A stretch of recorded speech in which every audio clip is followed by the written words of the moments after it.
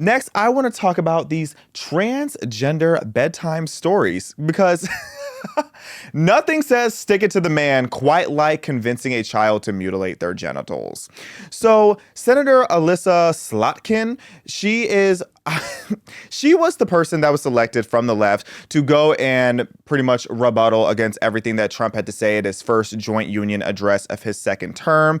And she was also one of the biggest leaders when it comes to keeping men in women's sports. She's very much in favor of keeping biological men in women's sports. And now, before I get into all this tea, let me remind y'all, PragerU is a 501c3 nonprofit, meaning we do not endorse any candidate. We are not out here endorsing a political party or anything. We're just talking about the tea and calling a spade a spade. So I just find it funny how, as it was announced to us that Senator Slotkin was going to be talking to all of us, or talking to Trump and basically giving her rebuttals to Trump, this video resurfaced of her reading transgender children's books to little kids. Let's play that clip. I don't mind being different. Different is special. I think what matters most is what a person is like on the inside. And inside, I'm happy. I'm having fun. I'm proud. I am jazz.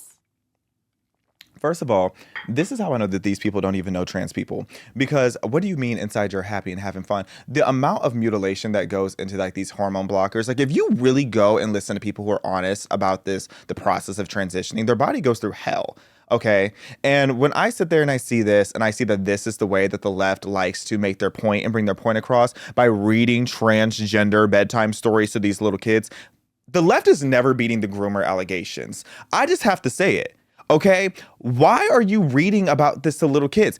I just do not understand, nor do I want to, what is going through these people's heads when they're constantly trying to put this ideology onto young kids, whether it's sexuality, gender identity, which is still just such a scam when you look into the history of it. No matter what angle that you're approaching it from, let these little kids be kids. Do kids even play Red Rover anymore? Because I used to tear that game up because I had a whole strategy. I was going in there like a little torpedo. Okay, kids don't even play hopscotch these days. They are instead playing like Yahtzee about gender or something. Like, it's getting out of control. It is really getting out of control, and I feel like it's taking away the innocence of children that they deserve, and it's just so unfair to these kids. And I just don't see how they see this as anything beyond grooming, where you're putting these ideas into kids that maybe I am a little different. What little kid doesn't feel a little different? Can we go there? What little kid doesn't feel like there's something a little different about them on the inside?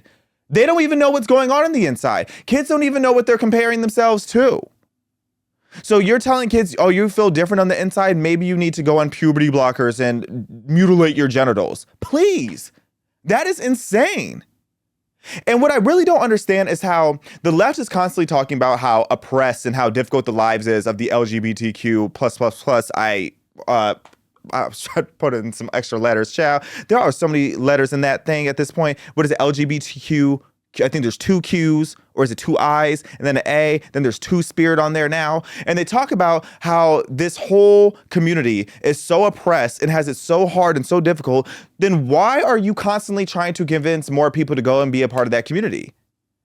If you know that being a transgender youth is such a difficult experience, then why are you constantly trying to persuade kids to go down that route and to create complications in their life? To me, it's giving death cult, because to me, it just seems like you want these kids to all be infertile for a whole little, depopulation situation. But we're not going to go there today, because then y'all really start thinking I'm in my tinfoil hat, which I am. But it's really sad to see how determined even elected officials are to get these little kids to be so drastically confused about every element of their life.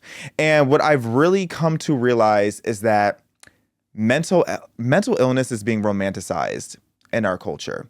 It really is. There's this glamour and this glitz that they have added to mental illness that is truly getting out of control. And I really feel like these people who are making such a stance on this, they're doing it because they hate conservatives more than they love America. And specifically, they hate conservatives more than they love American youth.